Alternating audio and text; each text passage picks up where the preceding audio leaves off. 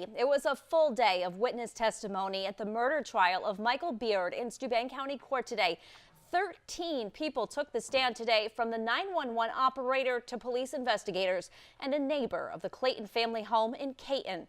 WENY's Logan Wilson is following the trial in court and joins us now live with more information on what those witnesses had to say during a marathon day of testimony. Yeah, Renata, Logan? it was a long day of testimony as 13 witnesses took the stand today in Michael Beard's murder trial. First up on the stand this morning was the 911 dispatcher. Now, he testified to the 911 call that he got from Thomas Clayton on September 29th, 2015. Now, the dispatcher testified that that call came in at 12:38, and jurors, as well as everyone else in the courtroom, was able to hear that 911 call, which said, "Help me, help me. My wife is dead." Then dispatch asks questions about CPR and location. The call goes silent for many seconds, and then you can hear, did you see a robber? The 911 dispatcher testified to that last statement being Clayton talking to his kids.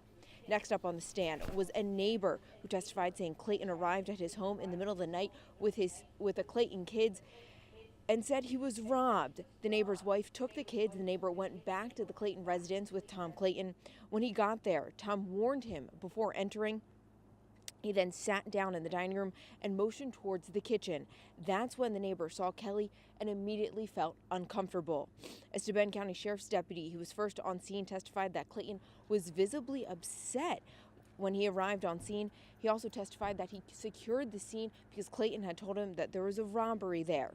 Then, next up was an EMT that testified that Kelly was dead on scene when they arrived.